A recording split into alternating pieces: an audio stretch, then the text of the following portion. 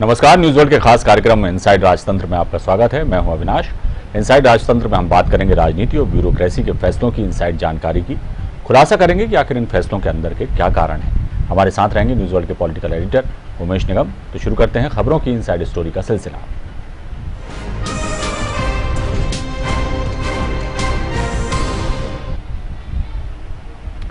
प्रमुख सचिव के द्वारा सुधारात्मक निरीक्षण प्रकोष्ठ का गठन करने से वन विभाग में खासा हड़कंप मचा हुआ है।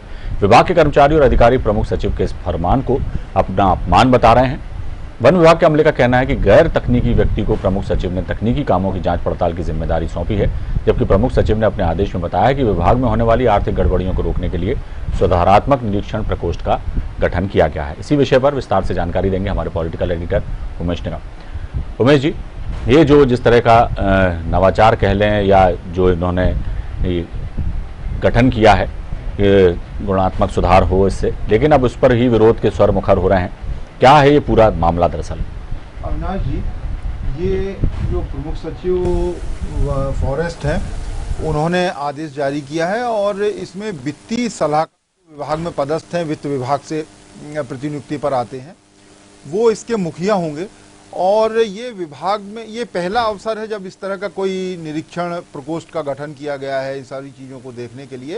नहीं तो अभी तक जो वित्तीय सलाहकार की पदस्थापना रहती थी वन विभाग में, वो केवल वित्तीय मामलों में अपनी टिप देना या वित्तीय मामलों में अपने बताना विस्तार से कि हाँ ये हो सकता है या नहीं हो सकता या इसके लिए क्या मद है, केवल वहाँ तक सीमित थे।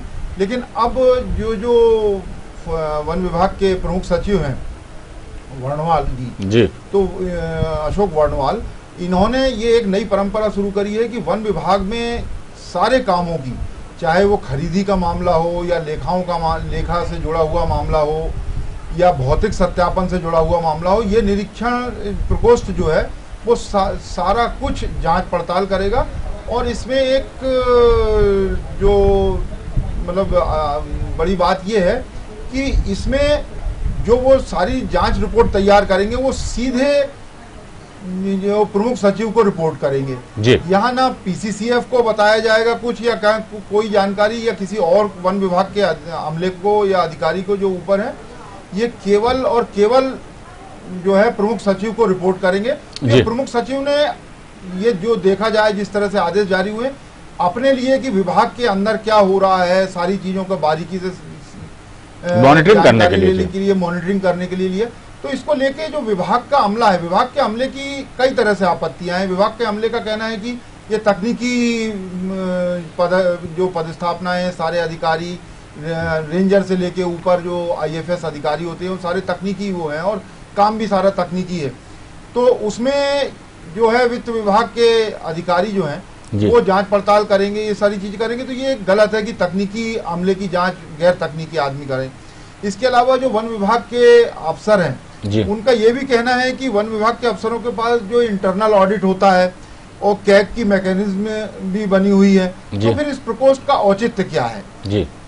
एक और उनकी दलील है कि डीएफओ के पास जो है बजट केवल 2 करोड़ का होता है और जबकि जिला पंचायत के सीईओ के पास 100 करोड़ का बजट होता है और भी दूसरे विभागों में इससे ज्यादा का बजट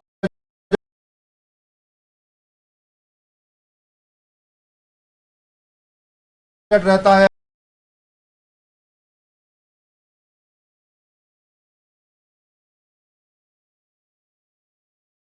अधिकारी और यहाँ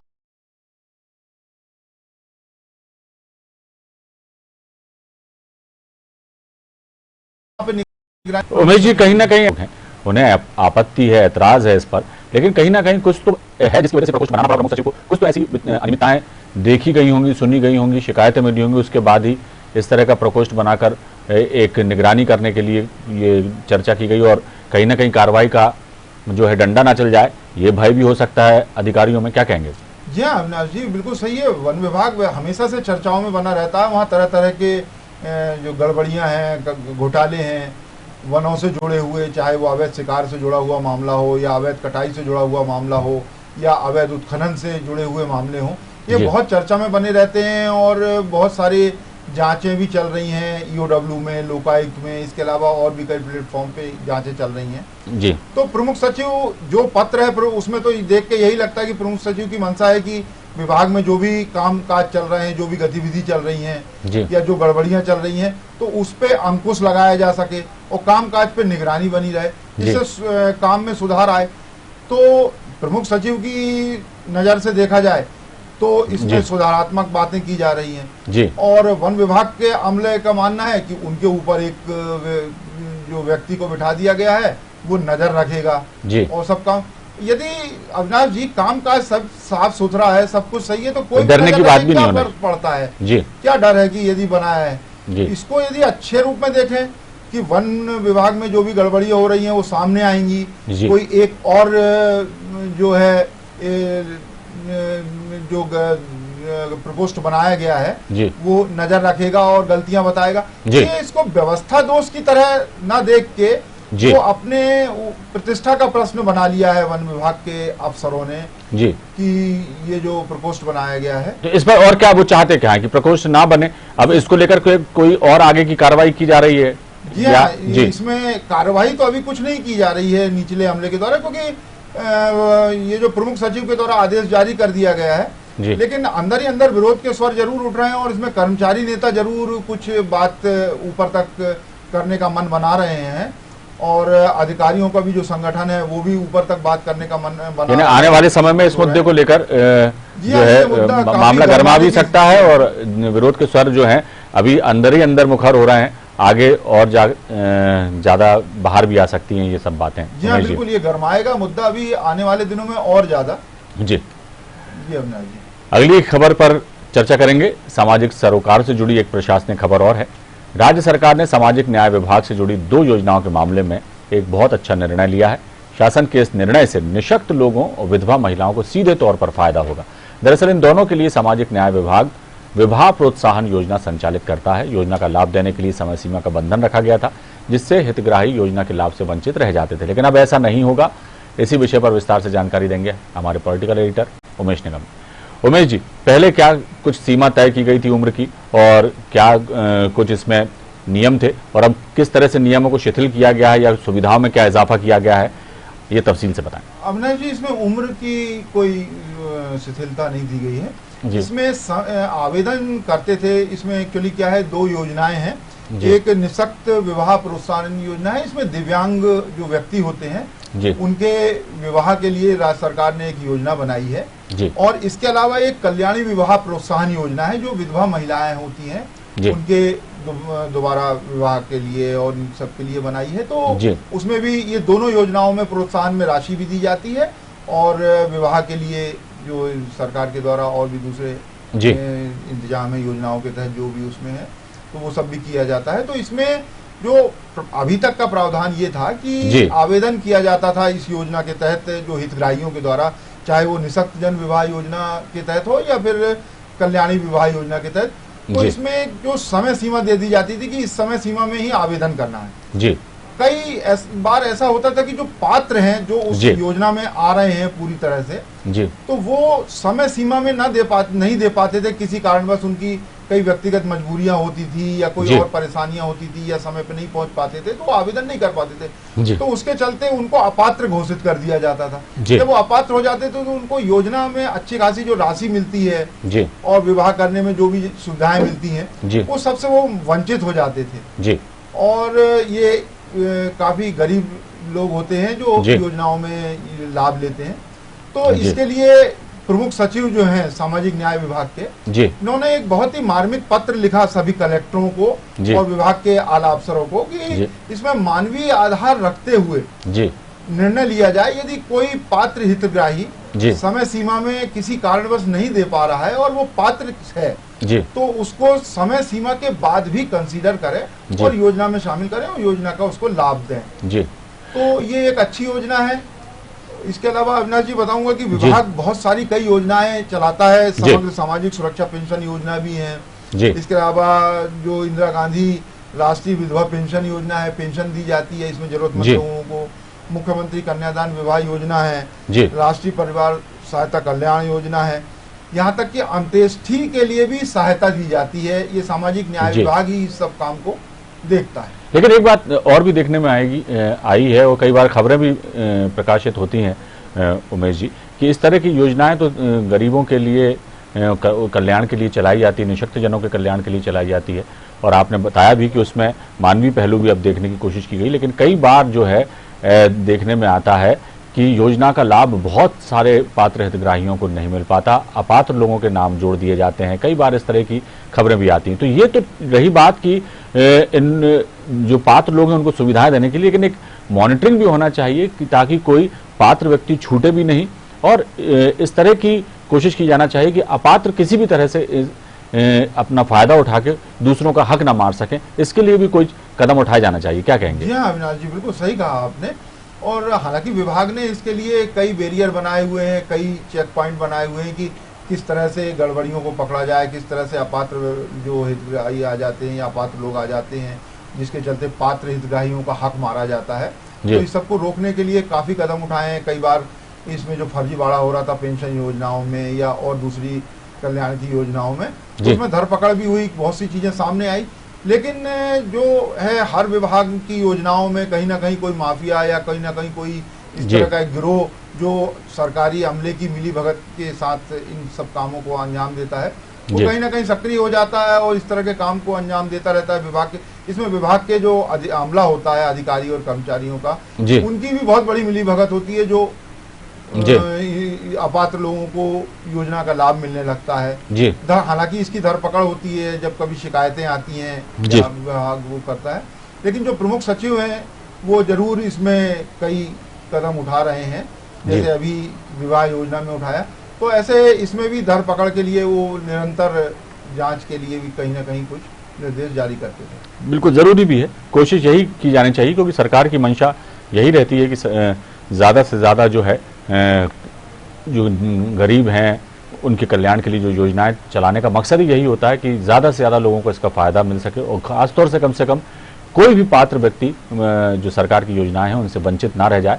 इसलिए ज़रूरी है कि योजनाओं का क्रियान्वयन बेहतर ढंग से हो और साथ में उनकी मॉनिटरिंग भी हो, ताकि कोई भी इससे वंचित ना रह जाए और कम से कम अपात्र लोग इसका फ़ायदा ना उठा सकें, किसी के हक पर डाका नहीं डाल सकें। और इस दिशा में कोशिश भी हो रही, जैसा कि आपने बताया, और उम्मीद की जाना चाहिए कि आगे और भी इस तरह की योजनाओं को पारदर्शी बनाने के लिए और बेहतर बनाने के लिए सरकार कदम उठाएगी। फिलहाल वक्त है एक छोटे से ब्रेक का, आप कहीं मत जाइए, हम जल्द हाजिर होते हैं।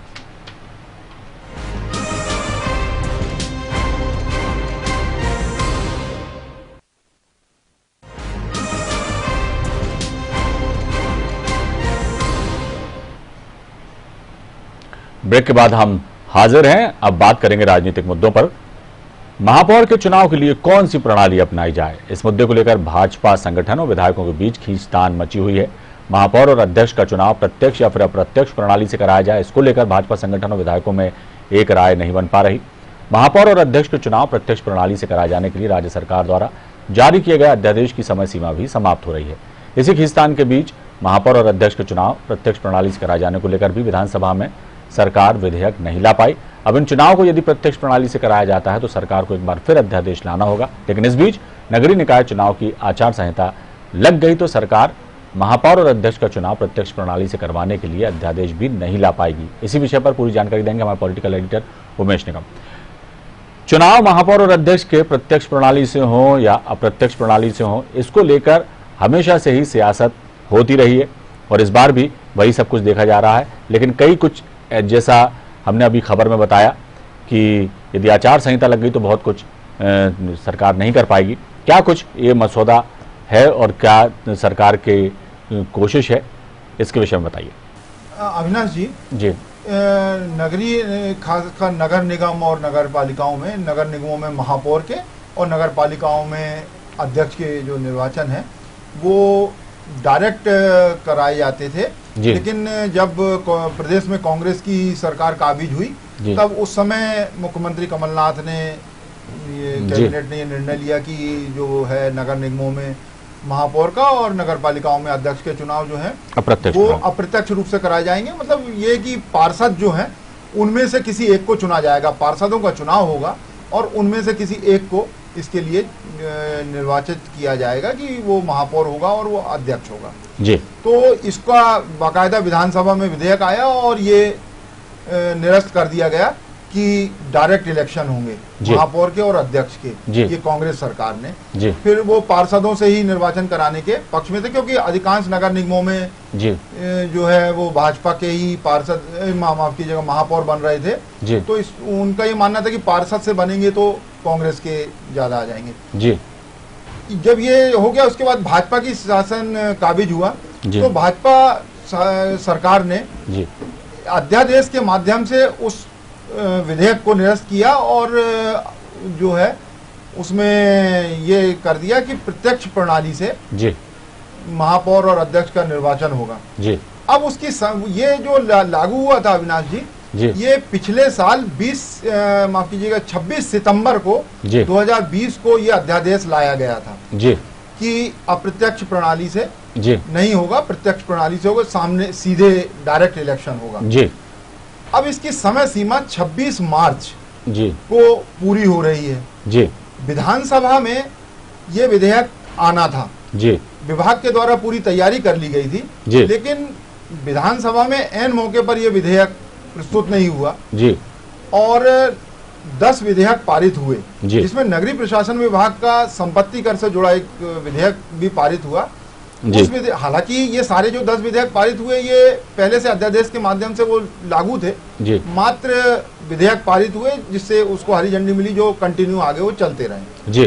तो उसके लिए कोई नई बात नहीं थी क्योंकि वो अध्यादेश के माध्यम से पहले ही लागू हो गए थे। लेकिन ये जो महापौर और अध्यक्ष के निर्वाचन से जुड़ा हुआ था ये विधेयक विधानसभा में पहुंचा ही नहीं जी और इसको शामिल नहीं किया गया जी, तो ये लागू नहीं हुआ। तो अब इसकी समय सीमा हो रही है समाप्त जी। इसके पीछे की जो बात बताई जा रही है, इसके पीछे दरअसल कारण ये है जी कि भाजपा का संगठन जी चाहता है कि महापौर और अध्यक्ष का चुनाव जो है जी वो प्रत्यक्ष प्रणाली से हो, डायरेक्ट हो जी, उसके लिए डायरेक्ट निर्वाचन हो जी। जबकि अधिकांश विधायक चाहते हैं कि पार्षदों में से ही चुना जाए अध्यक्ष और महापौर जी। दरअसल क्या है कि पार्षदों को जो टिकट है वो विधायक अपनी मर्जी से ज्यादातर दिलवाते हैं उनकी विधानसभा क्षेत्रों में जी। तो विधायकों का मानना ये है कि जब वो महापौर पार्षदों से बनेगा तो वो उनके हिसाब से काम करेंगे और उनके हिसाब से सुनेंगे। यदि डायरेक्ट निर्वाचन होता है जी तो वो सीधे तौर पे आएंगे जी और उतनी तवज्जो नहीं मिलेगी विधायकों को मिलेगी और टसल चलेगी। तो इस तरह से राजनीति भी प्रभावित होगी और विकास कार्य भी प्रभावित होंगे जी। तो वो दखल भी नहीं चाहते विधायक जी कि कोई और आके खड़ा हो जी। तो इसी खींचतान को लेके अभी ये जो विधेयक भी नहीं पहुंच पाया, जो इसके पीछे का कारण बताया जा रहा है जी। तो अब यदि सरकार फिर से प्रत्यक्ष प्रणाली से महापौर और अध्यक्ष का चुनाव कराना चाहती है जी, तो उसको एक बार फिर जी हफ्ते भर के अंदर जी अध्यादेश लागू करना होगा जी। अन्यथा वो अध्यादेश जो 6 महीने की अवधि के लिए रहता है वो उसकी समय सीमा उमेश जी लेकिन अब क्या विधानसभा का सत्र भी समाप्त हो गया, ऐसे में क्या कुछ और नियम है कि सरकार यदि अध्यादेश वापस लाना चाहती है तो इस तरह के कोई नियम है कि वो ला सकती है और फैसला ले सकती है या हाथ से बात निकल चुकी है? जी हाँ, यदि सरकार चाहे तो अध्यादेश के एक बार फिर से अध्यादेश बनाकर राज्यपाल की मंजूरी लेकर अध्यादेश को 6 महीने के लिए लागू कर सकती है जी। विधेयक तो अब विधानसभा के सत्र में ही आएगा और विधेयक जो है वो विधानसभा का जो अगला सत्र होगा उसमें ही आ सकता है यदि सरकार लाएगी तो जी। लेकिन इसको अध्यादेश के माध्यम से एक बार फिर लागू किया जा सकता है, यानी 6 महीने की अवधि और मिल जाएगी जी। लेकिन जो न्यूज वर्ल्ड की जानकारी है उसके हिसाब से नगरीय प्रशासन विभाग में जी अभी तक अध्यादेश को लेकर कोई भी तैयारी नहीं की गई है कि नया अध्यादेश फिर से महापौर और अध्यक्ष के चुनाव को लेके बनाने की कोई कार्रवाई नहीं चल रही है, किसी तरह की कोई गतिविधि नहीं चल रही है क्योंकि ऊपर से इस तरह के कोई निर्देश नहीं आए कि ऐसा कोई अध्यादेश, खबरें भी नहीं है कहीं से कहीं तक और एक किस्म से इस पूरे मामले को ठंडे बस्ते में डाला जा रहा है। बात नहीं है कि जी हो सकता है यदि विधायकों की चली जी तो फिर अप्रत्यक्ष प्रणाली से ही पार्षद चुने महापौर। और वैसे तो अभी नगरीय निकाय चुनाव भी अब तिथि घोषित नहीं हो पा रही है, उसमें भी लेट तिथि लगातार बनी हुई है, तो देखना होगा क्या ये जो कुहासा है कब छटता है और क्या कुछ स्थिति स्पष्ट होती है। अब बात करेंगे हम अपने खास सेगमेंट चलते चलते की, जिसमें राजनीति या ब्यूरोक्रेसी के क्षेत्र में चर्चित प्रसंग की बात की जाएगी। तो आज कौन सा प्रसंग का जो प्रसंग है वो चर्चा का विषय बना, ये हम जानेंगे हमारे पॉलिटिकल राइटर उमेश निगम से। उमेश जी, आज जो प्रशासनिक गलियारों में कौन सी ऐसी बात थी जो सबसे ज़्यादा चर्चित रही?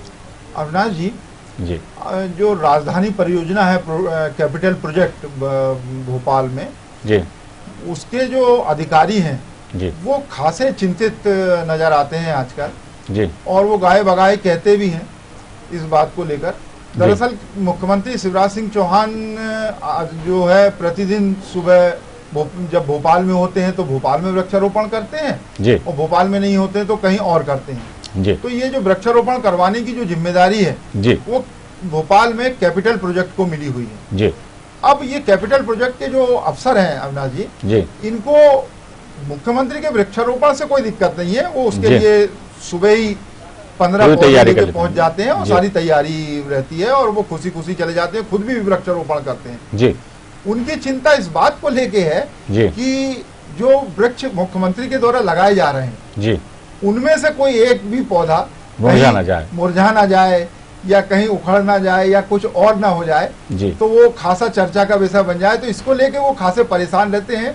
मतलब वृक्ष लगाने से कोई दिक्कत नहीं है उन्हें, लेकिन उसकी देख रेख उसको करने में मुरझाने से दिक्कत है। कहीं ना कहीं तो पसीने छूट रहे हैं। ये जी बात को सोच कर उनके चेहरे मुरझाए रहते हैं। जी, तो यानी ये खासा चर्चा का विषय बना हुआ है। तो क्या वो एक आध भी नहीं, रोज ही वो एक पौधा रोपते हैं और मुख्यमंत्री अविनाश जी, शिवराज इस सिंह बात को चौहान लेके जी? कई बार ऐसा भी होता है कि वो रात को जाके वहां पे हाँ, उनका अमला खाद पानी डालता है। पानी डलवाता है और देखने भी जाता है कि भैया क्या स्थिति है पौधों की। पर लेकिन एक बात ये भी है कि बहुत अच्छा जो है ये एक बहुत सराहनीय कदम मुख्यमंत्री शिवराज सिंह चौहान ने उठाया है। जी, जी। रोज वो एक पौधा लगाते उन्होंने हैं। सबसे आह्वान किया जी। है मंत्रियों से, अधिकारियों से और आम नागरिकों से भी कि अधिक जी। से अधिक वृक्षारोपण करें और अधिक से अधिक वृक्षारोपण भी करें, और जिस तरह से उनके द्वारा रोपे गए पौधों की देखरेख की जा रही है और चिंतित हैं अधिकारी, वैसी ही चिंता यदि हम भी पौधे लगाएं, वृक्ष लगाएं और उनकी चिंता करें तो पूरी फिजा ही बदली जा सकती है। इसमें कोई दो राय नहीं, और ये बहुत एक अच्छा कदम है